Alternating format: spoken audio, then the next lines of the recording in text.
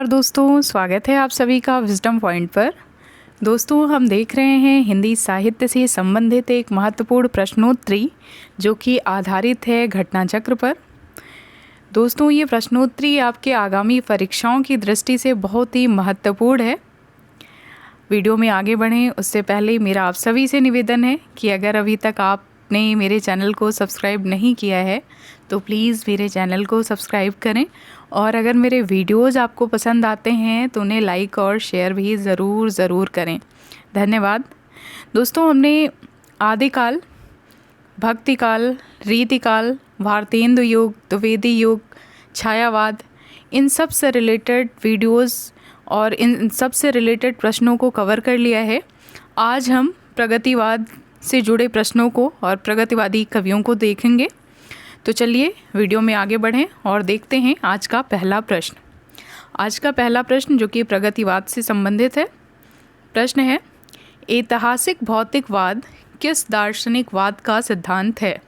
ऐतिहासिक भौतिकवाद किस दार्शनिकवाद का सिद्धांत है? ऑप्शन है अस्तित्ववाद, मार्क्सवाद, मनोविश्लेषणवाद या अभिजात्यवाद। तो इस प्रश्न का सही उत्तर हो जाएगा ऑप्शन बी, मार्क्सवाद ऐतिहासिक भौतिकवाद का दार्शनिक सिद्धांत है। ऐतिहासिक भौतिकवाद मार्क्सवाद का सिद्धांत है। मार्क्सवाद के अन्य दार्शनिक आधारों में मूल्य वृद्धि का सिद्धांत तथा मूल सभ्यता के विकास की व्याख्या का सिद्धांत है। ध्यान दीजिएगा, मार्क्सवाद के अन्य दार्शनिक आधारों में मूल्य वृद्धि का सिद्धांत तथा मूल सभ्यता के विकास की व्याख्या का सिद्धांत है। हिंदी साहित्य में इसका प्रभाव प्रगतिवाद पर पड़ा है। अगला प्रश्न है, प्रगतिवाद केवल साम्यवादी मार्ग को ही अपनाने के लिए विवश है, जबकि प्रगतिशील किसी भी वाद विशेष से आबद्ध नहीं होता। कथन है कि प्रगतिवाद केवल साम्यवादी मार्ग को ही अपनाने के लिए विवश है, जबकि प्रगतिशील किसी भी वाद विशेष से आबद्ध नहीं होता। यह विचार किस विद्वान का है? ऑप्शन है डॉक्टर नामवर सिंह, नंद दुलारे वाजपेयी, गणपत चंद्र गुप्त, उपर्युक्त में से एक से अधिक या उपर्युक्त में से कोई नहीं। तो इस प्रश्न का सही उत्तर है ऑप्शन सी, ये कथन है गणपत चंद्र गुप्त जी का। उपर्युक्त विचार डॉक्टर गणपत चंद्र गुप्त जी का है। डॉक्टर गणपत चंद्र गुप्त के अन्य विचार हैं, जब तक मानव हृदय में रागात्मकता का अवशेष रहेगा तब तक बच्चन की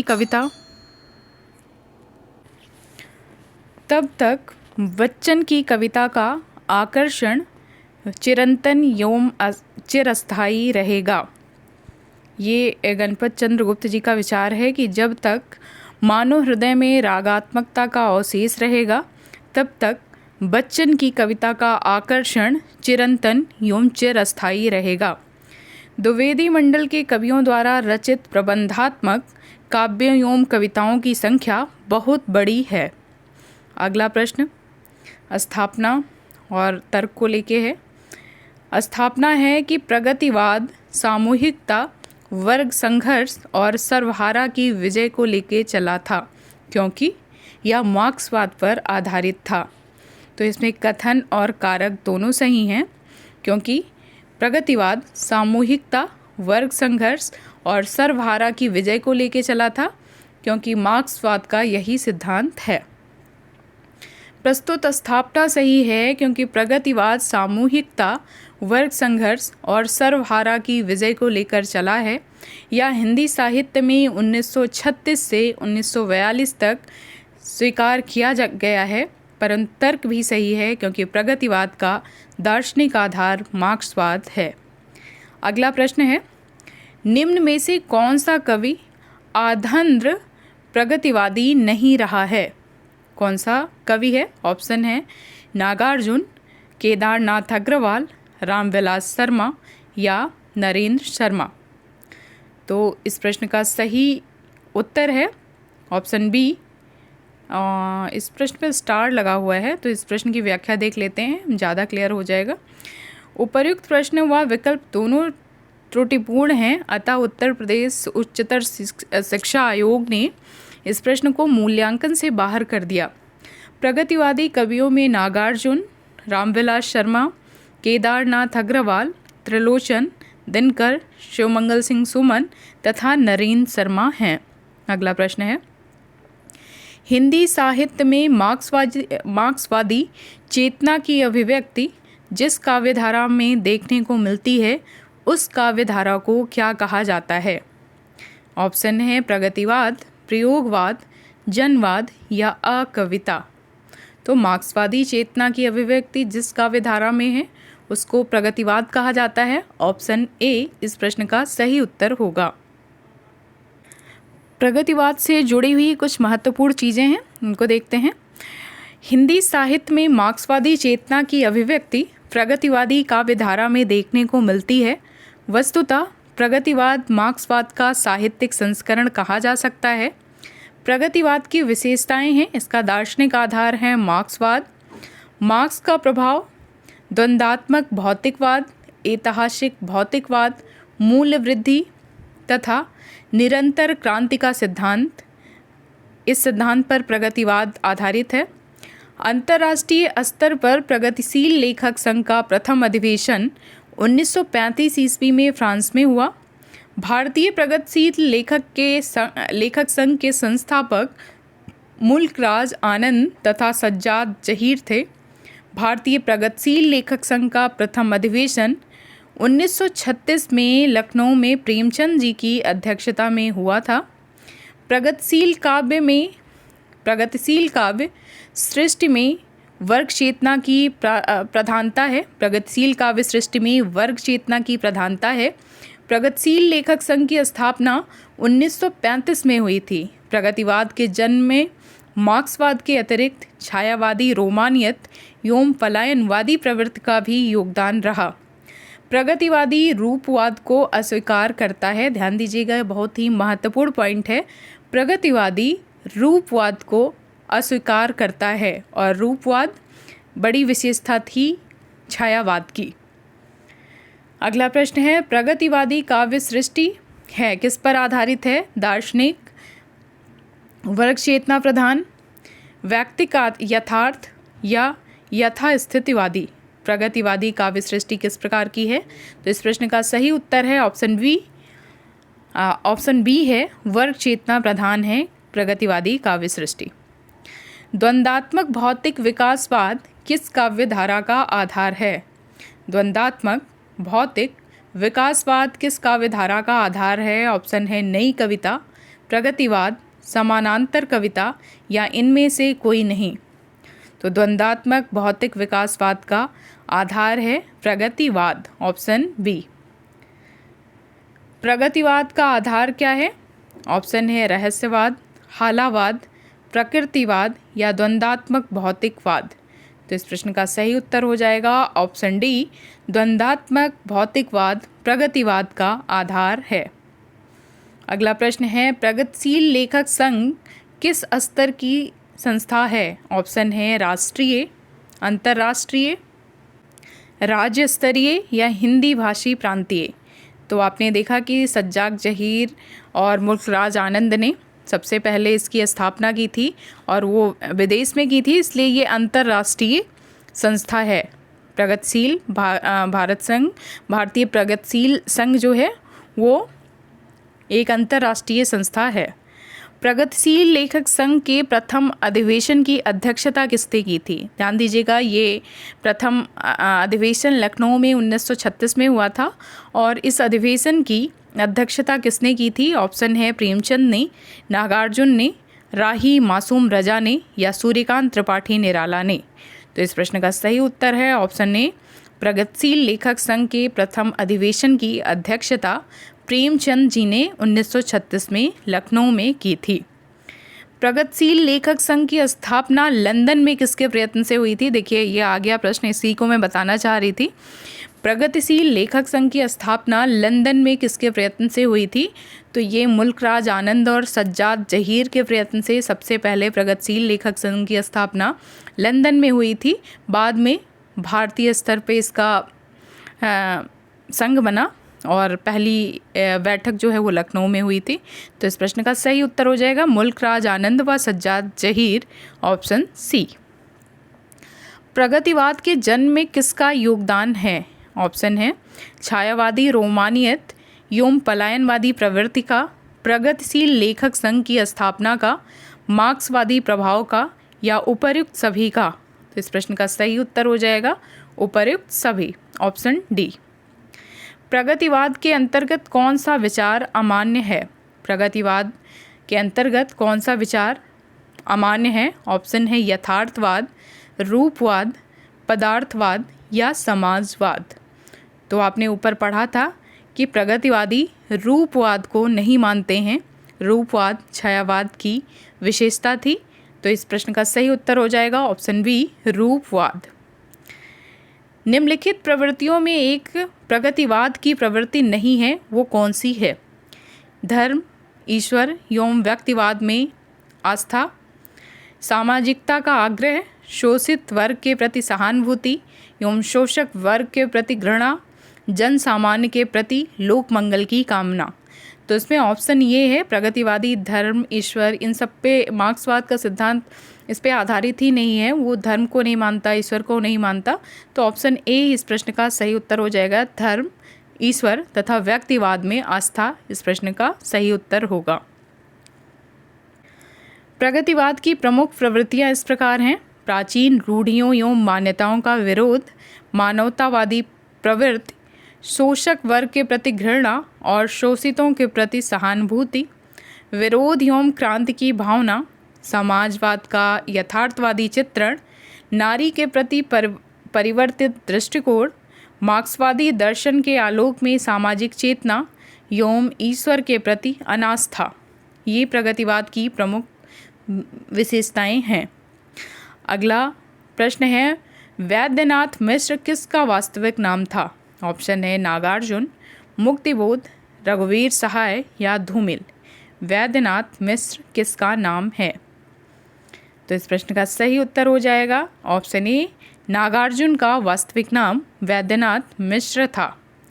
बाबा के नाम से प्रसिद्ध कवि नागार्जुन का वास्तविक नाम वैद्यनाथ मिश्र था। ये प्रगतिवादी विचारधारा के कवि हैं। इनका जन्म 30 जून 1911 को मधुबनी, बिहार के तरौनी नामक गांव में हुआ था। आधुनिक हिंदी काव्य को और समृद्ध करने वाले नागार्जुन का 5 नवंबर 1998 को ख्वाजा सराय दरभंगा में निधन हुआ। अन्य महत्वपूर्ण तथ्य हैं, नागार्जुन ने 1935 ईस्वी में दीपक तथा 1942-43 में विश्वबंधु पत्रिका का संपादन किया था। हिंदी साहित्य में उन्होंने नागार्जुन तथा मैथिली में यात्री उपनाम से रचनाओं का सृजन किया।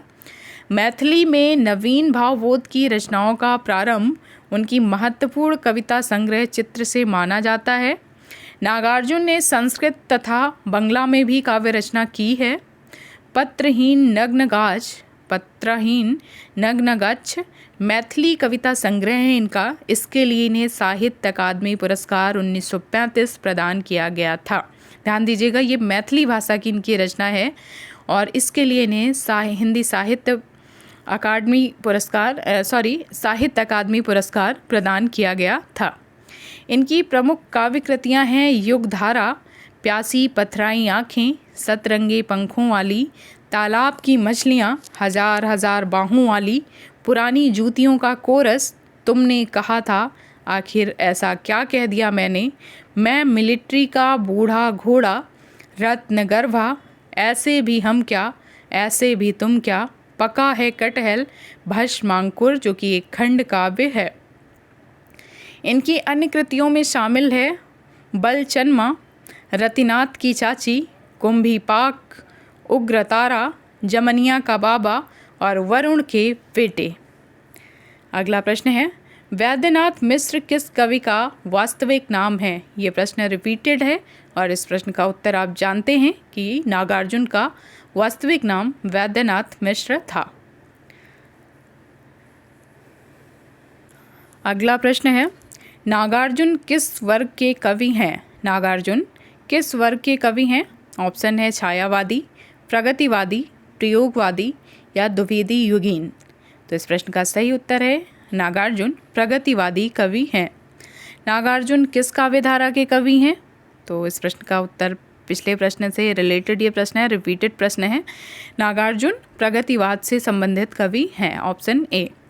नागार्जुन की निम्नलिखित रचनाओं में कौन सी खड़ी बोली हिंदी में नहीं लिखी गई है? आपको बताना है नागार्जुन की निम्नलिखित रचनाओं में कौन सी खड़ी बोली हिंदी में नहीं लिखी गई है?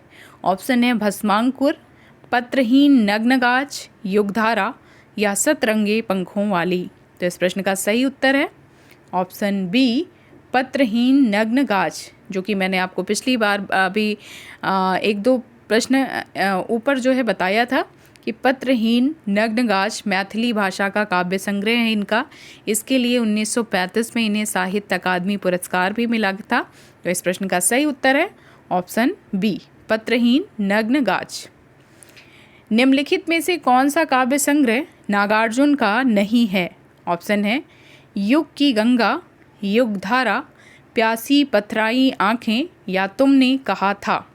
तो इस प्रश्न का सही उत्तर हो जाएगा युगधारा इनकी रचना है, प्यासी पथराई आँखें भी हैं और तुमने कहा था ये भी नागार्जुन के काव्य संग्रह हैं। लेकिन युग की गंगा ये केदारनाथ अग्रवाल की रचना है, ऑप्शन ए इस प्रश्न का सही उत्तर है।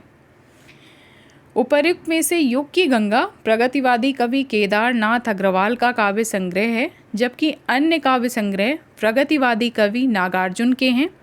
नागार्जुन के काव्य हैं जिनमें इनके काव्य संग्रह का नाम है भस्मांकुर, गीत गोविंद जो कि खंड काव्य है, ये दोनों खंड काव्य हैं भस्मांकुर और गीत गोविंद। हरिजन गाथा और भूमिजा इनकी लंबी कविताएं हैं। अपने खेत, रत्नगर्भा, तालाब की मछलियाँ ये इनकी काव्यकृतियाँ हैं। केदारनाथ अग्रवाल के काव्य की बात करें तो इनके काव्य संग्रह के नाम हैं नींद के बादल, फूल नहीं रंग बोलते हैं, आग का आईना, अपूर्वा, बोले बोल अबोल और आत्मगंध। ये रचनाएं हैं केदारनाथ अग्रवाल की। अगला प्रश्न है कबीर के उपरांत हर विध्वंसकारी और जन विरोधी शक्ति को सर्वाधिक खुली चुनौती देने वाले साहित्यकार का नाम क्या है? कबीर के उपरांत हर विध्वंसकारी और जन विरोधी शक्ति को सर्वाधिक खुली चुनौती देने वाले साहित्यकार का क्या नाम है? ऑप्शन है निराला, नागार्जुन, दिनकर या हरिऔध। तो इस प्रश्न का सही उत्तर है जन कवि नागार्जुन को के बारे में ये कथन है, ऑप्शन बी नागार्जुन सही है। इस प्रश्न की व्याख्या देखते हैं। नागार्जुन ने अपने समाज में व्याप्त समस्या तथा बुराइयों को जितनी ओजपूर्ण तरीके से उठाया है उतना शायद कबीर के अलावा किसी ने नहीं उठाया। नागार्जुन ने भ्रष्टाचार, अवसरवादिता जैसे सामाजिक कुरीतियों पर चोट की, राजनीति की गर्मा तथा लोकतंत्र के मायावी जाल को तार तार करते हुए उसके वास्तविक चेहरे को सामने लाते हैं। पूंजीपति वर्ग के शोषण एवं अत्याचारों का विरोध करते हैं तथा मजदूरों, किसानों एवं छात्रों के हित की बात को बड़े जोरदार ढंग से सामने रखते हैं। बाबा नागार्जुन एक सशक्त कवि होते हुए एक समाज सुधारक की भूमिका निभाते हैं।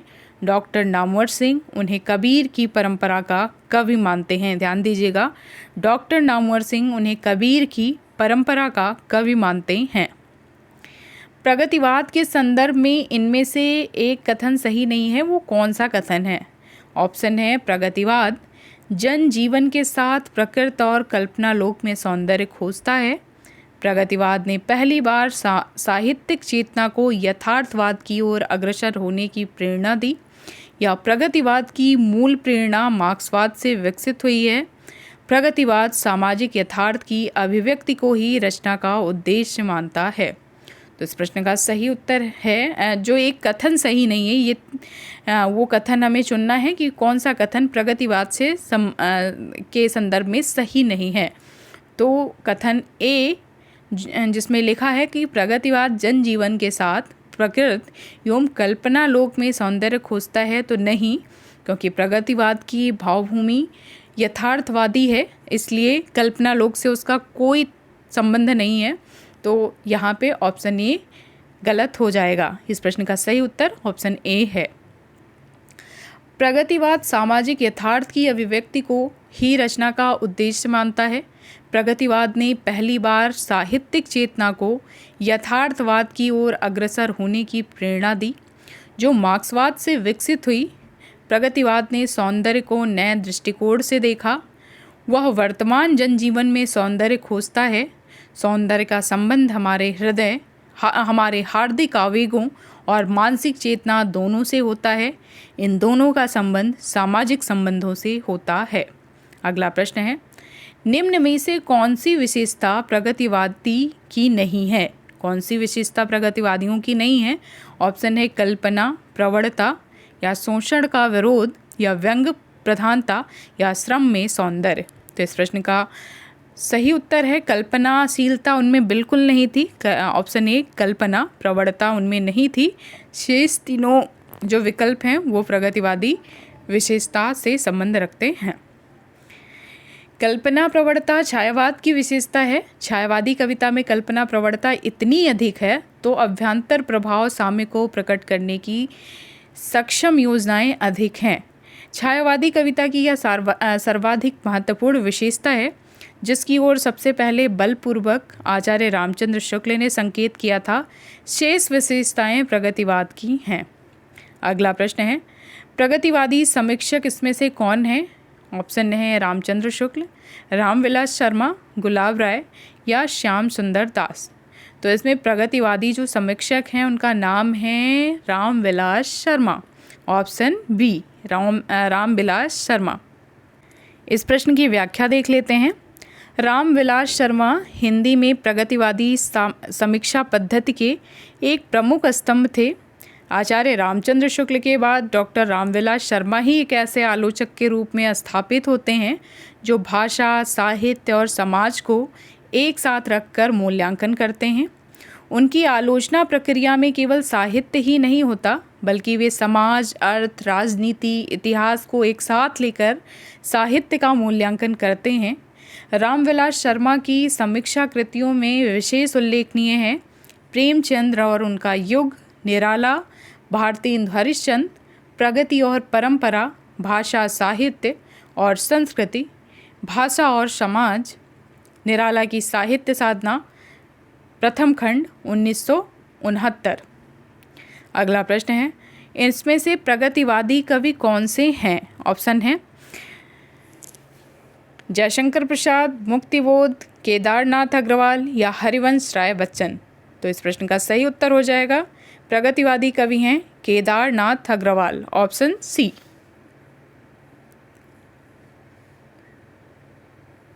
इस प्रश्न पर स्टार लगा है, इसलिए इस प्रश्न की व्याख्या देखते हैं। केदारनाथ अग्रवाल प्रगतिशील काव्यधारा के प्रमुख कवि हैं। इनका पहला काव्य संग्रह युग की गंगा आज़ादी के पहले मार्च 1947 में प्रकाशित हुआ था।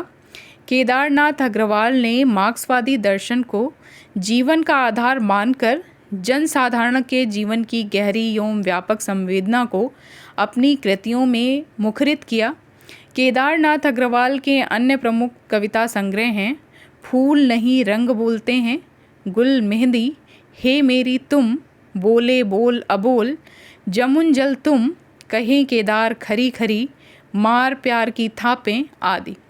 मुक्तिबोध को प्रयोगवाद के अंतर्गत रखा गया है, किंतु इनकी रचनाएं प्रगतिवादी हैं। इन्हें प्रगतिवादी कवि भी माना जाता है। अगला प्रश्न है, फूल नहीं रंग बोलते हैं के रचनाकार कौन हैं? ऑप्शन है केदारनाथ अग्रवाल, नागार्जुन, त्रिलोचन, या नरेश मेहता। तो इस प्रश्न का सही उत्तर है केदारनाथ अग्रवाल की ये रचना है फूल नहीं रंग बोलते हैं। अगला प्रश्न है, जमुन जल तुम काव्य के रचनाकार कौन हैं? जमुन जल तुम काव्य के रचनाकार कौन हैं? ऑप्शन है भवानी प्रसाद मिश्र, धूमिल, शिवमंगल सिंह सुमन, या केदारनाथ अग्रवाल। तो इस प्रश्न का सही उत्तर हो जाएगा ऑप्शन डी, केदारनाथ अग्रवाल की ये रचना है।